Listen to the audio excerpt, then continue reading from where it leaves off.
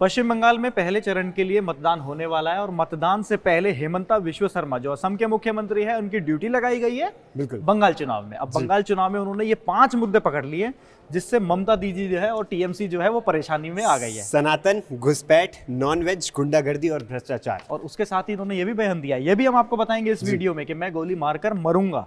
तो अनएडिटेड के इस एपिसोड में एक बार आपका फिर से स्वागत है। मेरा नाम दीपक है और इनका नाम विशाल है। हम आ गए हैं हेमंता विश्व शर्मा की ये 5 मुद्दे लेकर के और इनकी स्ट्रैटेजी डिकोड करने की, किस स्ट्रैटेजी से इस वक्त ये ममता बनर्जी पे हमलावर है। और दीपक देखिए, सबसे पहले ये अंदाजा लगाया जा रहा था कि जब असम के चुनाव खत्म हो जाएंगे तो उस वक्त तो सब लोग बोल रहे थे योगी आदित्यनाथ का प्रचार वहां पर जोरों पर है, everybody was looking forward to it. लेकिन असम में के चुनाव खत्म होते ही हेमंता की एंट्री के बाद से तब 2 तरफ से अटैक हो रहा है, इस तरफ से योगी आदित्यनाथ और दूसरी तरफ से हेमंता बिस्वा शर्मा। डबल इंजन की सरकार है जी, तो इसीलिए डबल तरीके से भी अटैक होगा। सबसे पहले हम आपको बता देते हैं सनातन का मुद्दा हेमंता विश्व शर्मा ने पकड़ लिया है और पूरे देश में हेमंता की भी एक छवि ऐसी बनती जा रही है कि वो हिंदुओं के हितों की बात उठाते हैं। तो बंगाल में सनातन की बात उन्होंने ये उठाई है और ममता बनर्जी और टीएमसी पर यह आरोप लगाया है कि वहां पर हिंदुओं की जान को खतरा है, या विशेष तौर पर हम ये कहें कि बाबरी मस्जिद वाला जो मुद्दा हो, हुमायूं कबीर ने जो मुद्दा लेकर के आए हैं। आप इतने लंबे समय से कवर कर रहे हैं और हम इतने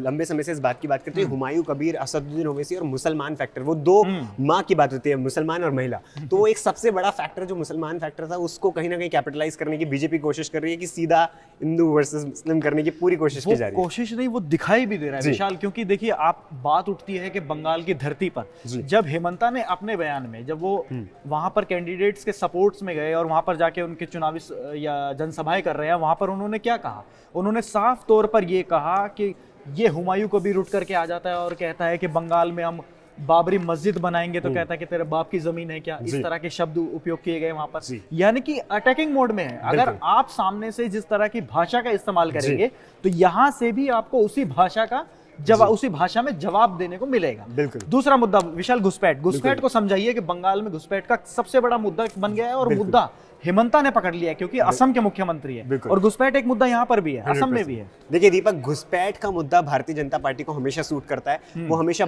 चाहे बंगाल की बात हो या फिर दूसरे राज्यों के चुनाव में, वहां पे वो घुसपैठ पर हमेशा से अटैकिंग पोजीशन पे रहती है। वही हम बंगाल की बात करें तो भारतीय जनता पार्टी तो अटैकिंग है ही, लेकिन हेमंता बिस्वा शर्मा के मैं 5 बयान लेकर आया हूं जो सीधा सीधा दिखा रहे हैं कैसे वो घुसपैठ के मुद्दे को क्लियर कट घेरने की कोशिश करें। एक बयान सुनिए, मैं कोट करूंगा उनको। मैं बांग्लादेशियों को लात मारकर भेज देता हूं, ममता जी दुल्हन की तरह बुला लेती हैं। तो आप देखिए, कहीं ना कहीं सीधा सीधा जनता को एक मैसेज देना कि घुसपैठ के हम सीधा सख्त तरीके से खिलाफ हैं और हम लोग असम से भेजते हैं बांग्लादेशियों को लात मार के, लेकिन ममता बनर्जी उनको वेलकम करती है बिना लाग लपेट के। देखिए बिल्कुल। और उसी के बाद दूसरे बयान की बात करें तो ममता सरकार पर किस तरीके का हमला करता है। अगर ममता बनर्जी मुख्यमंत्री बनी रही तो बंगाल पर घुसपैठियों का कब्जा बढ़ जाएगा। तो एक कहते हैं ना दीपक की फियर मॉन्गरिंग नहीं करनी चाहिए, वैसे इट्स अ नेगेटिव टर्म, लेकिन कहीं ना कहीं हेमंता बिस्वा शर्मा वहां की जनता को ये दिखाना चाहते हैं कि अगर ये बनी रही मुख्यमंत्री तो कहीं ना कहीं आने वाले समय में वो संख्या बढ़ती चली जाएगी। वहीं तीसरे मुद्दे की बात करें दीपक, तीसरे बयान की बात करें तो ममता बनर्जी को मुख्यमंत्री पद से हटाना जरूरी है वरना स्थिति और बिगड़ जाएगी। लगातार ऐसे बयान वो अपनी रैलियों में दे रहे हैं। और वहीं योगी आदित्यनाथ की बात करें तो दूसरी तरफ वो हिंदुत्व पक्ष की बात लेकर चल रहे हैं। चौथा एक और बयान है दीपक, जिन्होंने कई बार कहा कि बंगाल में भी असम और त्रिपुरा जैसा सख्त प्रशासन मॉडल होना चाहिए। कहीं ना कहीं वो उस एडमिनिस्ट्रेशन लेवल की बात कर रही हैं कि स्ट्रिक्टनेस होनी चाहिए। बंगाल को एकदम एक कानून व्यवस्था की धज्जियां उड़ चुकी हैं वहां पे। तो इस तरीके की चीजों को भी लगातार दोनों राज्य में बीजेपी की सरकार है। बिल्कुल बिल्कुल। और वहीं घुसपैठ और संसाधन पर आरोप, राज्य के संसाधन घुसपैठियों पर खर्च हो रहे हैं, ये लगातार भारतीय जनता पार्टी लंबे समय से आरोप बीजेपी लगाती है। और वही आप इसको एसआईआर से भी कनेक्ट करें तो बोलते हैं एसआईआर के माध्यम से 90 लाख वोट कट रहे हैं। तो कहीं ना कहीं ये भी बताया जा रहा है ये मैक्सिमम वही वोट हैं जो घुसपैठ वाले वोट थे। विशाल, आपकी बात में थोड़ा सा एड ऑन करना चाहता हूँ। जैसे आपने कहा ना कि उनको हम लोग लात मार के भगाते हैं और ममता बनर्जी दुल्हन बना करके उनको सजाती है। हेमंता विश्व शर्मा असम चुनाव के दौरान भी लगातार ये बात कह रहे थे कि उन्होंने साफ तौर पर कहा कि मैं हर दिन 21 से 22 या 22 से 25, ये जो आंकड़ा उन्होंने बताया कि मैं पुशबैक करता हूँ। अब पुशबैक का मतलब आप समझिए, वो कहते हैं कि रात के अंधेरे में जब ले जाते हैं और वहीं से धक्का मार के बाहर, उनका सीधा कहना है। अब वो कह रहे हैं कि अगर असम के बाद अगर मान लो घुसपैठ होती है तो वो बांग्लादेश के रास्ते बंगाल के थ्रू होती है। अब बंगाल में अगर आप सरकार बनाते हैं बीजेपी की तो हम वहां पर ताला लगा देंगे। ताला लगाने के बाद वो कहाँ जाएगा? उड़ीसा में भी ताला लग जाएगा। वहां से कहाँ जाएगा? बिहार में भी ताला लग जाएगा। और वहां से असम में तो मैं वैसे ही भगा रहा हूँ। और जब ये लोग निकल जाएंगे तो हम पूरे बॉर्डर पर ताला लगा देंगे, वो वापस आ ही नहीं पाएंगे। तो हेमंता विश्व शर्मा इस तरह से एग्रेसिव होकर के बयान दे रहे हैं। अब अपने तीसरे मुद्दे पर चलते हैं, नॉन वेज। जी। अब जो नॉन वेज की सियासत है वो हेमंता विश्व शर्मा जब बंगाल के प्रचार में आए जी।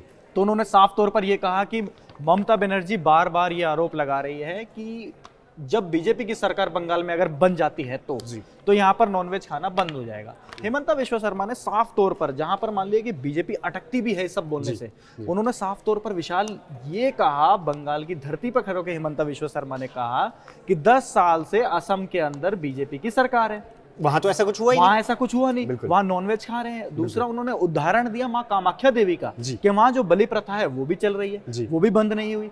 उन्होंने चैलेंज देते हुए और एक इनविटेशन भी ममता बनर्जी के पास दे दिया। उन्होंने कहा कि ममता दीदी आप आइए, मैं आपको मस्त मटन और चिकन खिलाऊंगा। तो ये जो टीएमसी का ये नॉनवेज वाला जो आरोप था, जो बयान उन्होंने दिया, वो तो खत्म, डिस्ट्रॉय कर दिया। दीपक, इसमें हमें ये समझना पड़ेगा, जब भी भारतीय जनता पार्टी और उसके नेताओं की बात होती है तो कहीं ना कहीं एक ये वेजिटेरियनिज्म वाली एक छवि की बात की जाती है, इन तमाम मुद्दों की बात की जाती है। लेकिन आज के टाइम में आप देखिए वो चीज़ें नहीं है। हेमंता विश्व शर्मा का आप एक लाइव एग्जाम्पल देख सकते हैं कि वो खुद बता रहे हैं कि 10 साल से असम में उनकी सरकार है। वही आप किरण रिजिजू की बात करें तो वो भी लगातार बहुत वोकल रहे हैं इन सब चीजों को लेकर। इसमें वोकल रहे हैं, लेकिन उसमें एक पॉइंट ऐड करते हैं। हेमंता विश्व शर्मा से भी जब पत्रकारों ने पूछा तो उन्होंने साफ तौर पर कहा कि गौ मांस पर बैन है जी। और ये वही असम है विशाल के जहां पर ये कहा गया था कि मंदिर के 5 किलोमीटर के आसपास के दायरे में मीट की दुकान नहीं होगी। और एक तरफ हेमंता विश्व शर्मा ये भी कह रहे हैं, तो यानी कि आप क्लैरिटी समझ रहे हैं, बीजेपी के लीडर साफ तौर पर ये क्लैरिटी दे रहे हैं कि नॉनवेज खाने पर कोई प्रतिबंध नहीं है, आपको जो खाना है आप खाइए, लेकिन गौ मांस पर प्रतिबंध है। बिल्कुल, वो तो उसको लेकर वो हमेशा से क्लियर रहे, लेकिन नॉनवेज से किसी को किसी कोई प्रॉब्लम नहीं है। ममता बनर्जी का सबसे बड़ा प्लान उन्होंने फेल कर दिया। बिल्कुल, ममता बनर्जी इसी वजह से टेंशन में है कि मछली बंद हो जाएगी। बीजेपी के कैंडिडेट्स वहां मछली लेकर के प्रचार कर रहे हैं। असल में ये उससे कंफ्यूज हो गए। आपने हाल ही में बिहार इलेक्शंस देखा होगा, वो तेजस्वी, लेकिन वो नवरात्रों में वो भी याद रखना होगा। तो वो कंफ्यूजन क्रिएट करता है। विशाल, चौथा मुद्दा आप समझाइए कि एक बार गुंडागर्दी। देखिए दीपक, दो प्रमुख मुद्दों की हम जब बात करते हैं, घुसपैठ और गुंडागर्दी। घुसपैठ सीधा सीधा लिंक्ड है रोहिंग्या से और बांग्लादेश से घुसपैठ से। वही बात करते हैं गुंडागर्दी, तो ममता के राज में वायलेंस लगातार बंगाल में बढ़ी है। चाहे हम रेप केसेस की बात करें, आरजी करके एक बहुत बड़ा केस जिसको मुझे लगता है अभी भी इस इलेक्शन में बात उनकी जो उनकी विक्टिम की मदर है उनको भी टिकट दी है भारतीय जनता पार्टी ने। तो कहीं ना कहीं कमाल की बात है विशाल, आपको रोक रहा हूँ, 24 तारीख को प्रधानमंत्री मोदी जा रहे हैं वहां पर। जी बिल्कुल। तो कहीं ना कहीं उसको कैपिटलाइज करने की कोशिश बीजेपी और प्रधानमंत्री के मोदी के नेतृत्व में की जा रही है। और योगी आदित्यनाथ का बुलडोजर मॉडल भी इसी को काउंटर करने के लिए लाया जा रहा है कि अगर इस तरीके की वायलेंस बंगाल में होगी भारतीय जनता पार्टी के शासन के बाद, तो बुलडोजर मॉडल पे बंगाल को गवर्न किया जाएगा और वहाँ पे वायलेंस बर्दाश्त नहीं की जाएगी। तो कहीं ना कहीं इस पूरे इलेक्शन में इस चीज़ को फोकस किया जा रहा है कि गुंडागर्दी जो बंगाल में है, लंबे समय से वायलेंस की घटनाएं आ रही है, पॉलिटिकल वायलेंस की, दीपक आप बात करिए, बीजेपी का एक पर्सनल मुद्दा रहा है। सिर्फ एक तो होता है कि पूरे प्रदेश में वायलेंस है और एक होता है पॉलिटिकल वायलेंस, कि पॉलिटिकल आइडियोलॉजी के बेसिस पे कार्यकर्ताओं को मारा जा रहा है, उन पे अटैक्स किए जा रहे हैं। ये लगातार बंगाल की और केरला की भी हिस्ट्री है। एग्जैक्टली, मैं यही बोलने वाला था आपको कि 2 राज्य है जहां पर किसी पॉलिटिकल पार्टी के साथ एक राजनीतिक हिंसा की जा रही है। बिल्कुल, तो ये 2 राज्य, तो यहाँ पे बीजेपी खुद भी वो उनका पर्सनल मुद्दा है, क्योंकि उनके कई कार्यकर्ताओं ने वहां पे चाहे बात हो जान गंवाने की, चाहे बात हो उन पे अटैक्स की। डर भी है। आप लोग भी सोशल मीडिया पर देख रहे होंगे कि बहुत सारे वीडियोस आ रहे हैं जिसमें बीएसएफ और सीएपीसी की जो कंपनी वहां पर तैनात हुई है, वो गांव में जाकर के लोगों को बोल रही है कि आप वोट करने जाइए, हम हैं यहाँ पर। बिल्कुल। उनको सामने से रिप्लाई क्या मिल रहा है? रिप्लाई ये मिल रहा है कि आप तो चले जाएंगे जी, लेकिन उसके बाद चुनावी परिणामों के बाद ये लोग आएंगे, हमारे घर जला देंगे।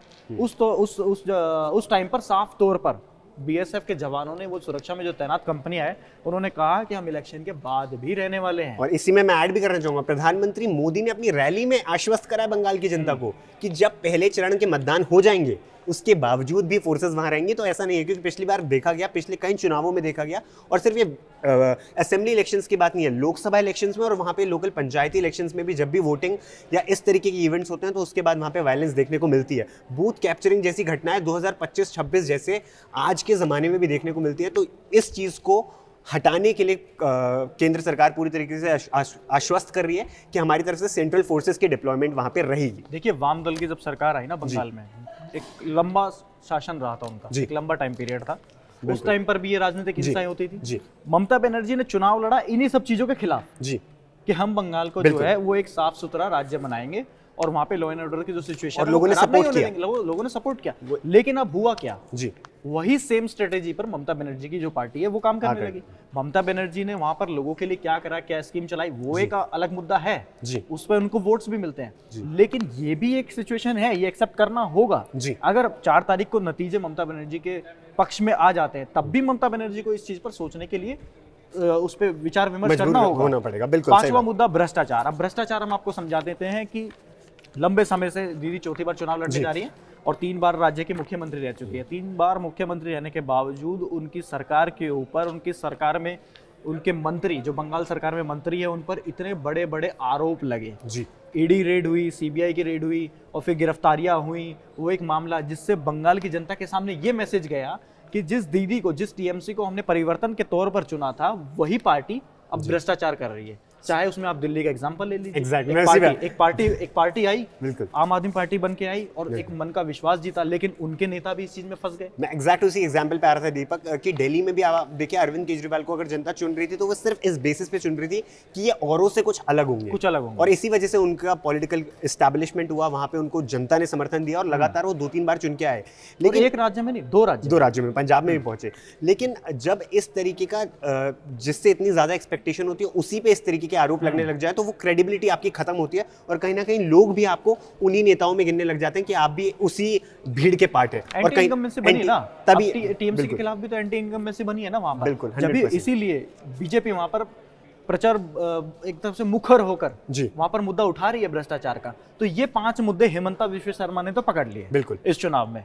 अब आज आचार संहिता लग जाएगी शाम को 5 बजे के बाद और 23 तारीख को जो है पहले चरण के लिए मतदान हो जाएगा। अब दूसरे चरण का मतदान होगा 29 को। अब पहले चरण के बाद आप देखिएगा विशाल कि ये यहाँ पर बीजेपी और ज्यादा एग्रेसिव होकर के सामने आती है या फिर न्यूट्रल पिच जो है वो अपनाती है। अब आपको बिल्कुल अपनी बात कंप्लीट करिए। बिल्कुल अग्रेशन तो मुझे लग रहा है दीपक अब होगा भी, क्योंकि अब अगले 10 दिन जो आज से कुछ दिनों पहले 3 दिन उस पार्लियामेंट के अंदर हुआ है उसका भी इम्पैक्ट देखने को मिलने वाला है। विमेन रिजर्वेशन बिल फेल हुआ, डिले हुआ, वो तो खैर समय बताएगा, लेकिन भारतीय जनता पार्टी उसको भी कैपिटलाइज करने की कोशिश कर रही है। प्रधानमंत्री नरेंद्र मोदी की हर स्पीच में उस बारे में जिक्र किया जा रहा है कि चाहे वो ममता की बात हो, चाहे वो तमिलनाडु की बात हो, हर जगह पे वो उन पार्टियों को दोषी बता रहे हैं कि ये सारी पार्टियां विमेंस की हितैषी नहीं है, महिलाओं की विरोधी है। केंद्र में जब से मोदी की सरकार आई है ना, आप देखिए हर वो अचंभित कर देने वाले काम हुए हैं। अभी आप देखेंगे तमाम राज्यों में जो बीजेपी रूल्ड स्टेट है वहां पर ऐसा लग रहा है कि सरकार ही विपक्ष में है। बिल्कुल जिस तरह से सड़कों पर विरोध प्रदर्शन किया जा रहा है दीपक, एक प्रॉपर प्लानिंग के साथ। आप देखिए सबसे पहले जैसे ही जिस दिन वो बिल फेल होता है उससे अगले दिन सभी राज्यों के मुख्यमंत्री आकर प्रेस कॉन्फ्रेंस करते हैं। राज्यों के मुख्यमंत्री अगर प्रेस कॉन्फ्रेंस कर रहे हैं तो उसका एक अलग मैसेज जाता है और पूरे देश में जहां जहां भाजपा की सरकार है वहां ये होता है। उसके बाद फिर अगले दिन क्या होता है, सब लोग सड़कों पर आते हैं और उस दिन भी लोग सड़कों पर। दिल्ली में रेखा गुप्ता के नेतृत्व में इतना बड़ा प्रदर्शन राहुल गांधी की आवाज पे हिरासत में ले लिया था। बिल्कुल बताइए ना, केंद्र में सभी सांसद सड़कों पे सभी सांसद सड़कों पे। अब विशाल एक चीज और हम अपने दर्शकों को समझा देते हैं, ये थोड़ा सा इससे हम डाइवर्ट कर रहे हैं लेकिन ये मुद्दा आपको समझना बहुत जरूरी है। अब आप एक चीज समझने की कोशिश करिए कि जिस तरह से ये आरोप लगाए जा रहे हैं कि जो महिला आरक्षण के खिलाफ हम नहीं है लेकिन उस डिलिमिटेशन के खिलाफ है। लेकिन आप थोड़ा सा फ्लैशबैक में चलिए, 2023 सितंबर में ये बिल पास हुआ था। बिल्कुल। उसके बाद 2024 के लोकसभा चुनाव हुए थे, बीजेपी की सीट घटी। तो घटी किस वजह से? इस वजह से घटी कि विपक्ष द्वारा जो एक नारा दिया गया था कि नरेंद्र मोदी अगर फिर से प्राइम मिनिस्टर बनते हैं तो लोकतंत्र खतरे में आएगा और संविधान बदल दिया जाएगा। तो एक तबके और एक वर्ग और एक जो वोट करने वाले जो समुदाय है उनके दिमाग में क्या गया कि वाकई नरेंद्र मोदी की अगर सरकार बनती है तो क्या होगा, संविधान बदल दिया जाएगा। उसकी वजह से बीजेपी की सीट घटी है ना, ये सत्य बात है और बीजेपी भी इस चीज को मान चुकी है। बिल्कुल। तो क्या बीजेपी पॉलिटिकल पार्टी नहीं है आज के टाइम पर? तो अगर आप लोग ये कह रहे हैं कि विपक्ष ये कहता है कि जिस तरीके से ये राजनीतिक कर्म किया गया है तो भैया चुनाव में तो हर पार्टी करती है। बिल्कुल। अब वो बात अलग है कि आप जनता को कितनी तेजी से मूर्ख बना सकते हैं। बिल्कुल सही बात है। आप कितनी दोनों पार्टियों में होड़ हो गई ना। सही बात है। आप कैसे कन्विंस कर सकते हैं? अभी आप वो भी सामने से आरोप लगा रहे हैं कि 543 सीट्स के अंदर आप रिजर्वेशन देके देखिए, बट वो सारे टेक्निकल और लीगल एस्पेक्ट हैं जिसके बारे में बात कर सकते हैं। लेकिन बात कुल मिलाकर के ये है कि ये 5 मुद्दे तो हमने आपको बताए, लेकिन विमेन रिजर्वेशन का मुद्दा कितना कारगर साबित होता है इन सभी स्टेट असेंबली इलेक्शंस में। हमारे अनएडिटेड के एक और वीडियो में देख सकते हैं जिसमें विशाल आपको बेहतर तरीके से समझाएंगे। अब हम आपको विशाल ये वाला भी समझा देते हैं कि मैं गोली मारकर मरूंगा। हेमंता विश्व शर्मा को आप जानते हैं कि वो बिना लांग लपेट के और मैं कहूं तो बिना डर के सारी चीजें साफ साफ बोल देते हैं। अब इन्होंने साफ तौर पर क्या कहा, जैसे कि इन्होंने कहा कि तुम्हारे बाप की जमीन है, जी बंगाल तुम्हारे बाप की धरती है, जहां पर तुम आकर के बाबरी मस्जिद बनाओगे, कल को कहेंगे इसकी मस्जिद उसकी मस्जिद। अब इन्होंने ये कहा कि मैं 3-4 दिन से बंगाल चुनाव के प्रचार में लगा हुआ हूं। पहले ममता दीदी जो है प्रधानमंत्री नरेंद्र मोदी जी को टारगेट करती थी, उनके खिलाफ अनाप शनाप बोलती थी, उसके बाद गृह मंत्री जी के खिलाफ बोलती थी, और जब से मैं असम में आया हूं तो मेरे खिलाफ बोल रही है। अब यहां से इस तरह के जवाब की उम्मीद किसी ने नहीं की थी। हेमंता ने क्या कहा कि मैं उनमें से हूं कि मैं मार के मरूंगा। जी, आप समझ रहे हैं बयान देने का तरीका, समझ रहे बिल्कुल, हैं कि मैं एकदम मार के attacking मरूंगा। approach, एकदम बिल्कुल। अटैकिंग अप्रोच है। जी। तो ये वो भाषा है, जैसे उत्तर प्रदेश में कहा जाता है कि गुंडे जिस भाषा में समझना चाहते हैं, हमारी सरकार उस भाषा में उनको समझा देगी। और ये देखना पड़ेगा दीपक, आप बहुत अक्सर मैंने देखा है आप हेमंता, सीएम योगी के इन सारे एस्पेक्ट्स को नोटिस करते हैं और हमेशा दर्शकों के सामने रखते हैं, लेकिन ये बड़ी एक ट्रांसफॉर्मेटिव चीज़ हुई है भारतीय जनता पार्टी के अंदर, क्योंकि बीजेपी के लीडर्स की पहले की बात करें तो उसमें हमेशा माना जाता था कि ऐसे कोई बयान नहीं दिए जाते, बड़ा एकदम संयमित रूप से चीज़ें बोली जाती हैं, लेकिन अब वो दौर बदल गया। अब इधर सीएम योगी आदित्यनाथ की बात करें, हेमंत बिस्वा शर्मा की बात करें, और भी तमाम ऐसे लीडर्स हैं, बट ये दोनों मुझे लग रहा है उस लाइन में सबसे आगे। देखिए, ये बदलते हुए राजनीतिक पार्टियों की तरफ से जो आ रहे बयान है ना जी, उनका प्रतिक्रिया उनको देने के लिए इस बिल्कुल। तरह के लीडर्स भी रखे गए हैं। वरना क्या भारतीय जनता पार्टी के पास नितिन गडकरी नहीं है? नहीं, बिल्कुल। क्या राजनाथ उनके सिंह। पास राजनाथ सिंह नहीं है? क्या उनके पास पीयूष गोयल नहीं है? बिल्कुल। ऐसे ऐसे लीडर्स हैं जो आपको तर्क और एक एक्सपीरियंस के तौर पर वो चीजें कर सकते बट हैं, उसमें उनको बता पता है कि सकते हैं। कौन सा हथियार कहाँ पे यूज करना है। एग्जैक्टली वही चीज बता रहे थे। तो आज के हमने अपने वीडियो में आपको समझा दिया कि सनातन, घुसपैठ, नॉनवेज, गुंडागर्दी और भ्रष्टाचार, ये 5 मुद्दे जो हेमंता विश्व शर्मा ने अपने बंगाल चुनाव प्रचार के दौरान बहुत एग्रेसिव होकर के बताए। हालांकि इनको ये भी समझना पड़ेगा कि असम के जब चुनाव हुए थे तो हेमंता विश्व शर्मा जो है असम की ही बात कर रहे थे और इतना एग्रेसिव नहीं थे। वो पवन खेड़ा का जो कांड हुआ उसके बाद से लगातार चलते चलते हेमंता विश्व शर्मा बहुत ज्यादा एग्रेसिव हो। बिल्कुल, जाते जाते उन्होंने टीजर दे दिया था कि चुनाव के एकदम अंतिम दौर में ये वाली कंट्रोवर्सी हुई थी, उनको बना दूंगा पेड़ा, और वो तो फिर दुनिया ने देखा 4 तारीख को जब परिणाम आएंगे तो उसमें सब पता चल जाएगा कि कौन पेड़ा बना और कौन एड़ा। हेमंता विश्व शर्मा और योगी आदित्यनाथ के जो एग्रेसिव बयान है उससे बीजेपी को फायदा पहुंचता है या फिर ममता दीदी इन सब पर भारी पड़ती है। जी।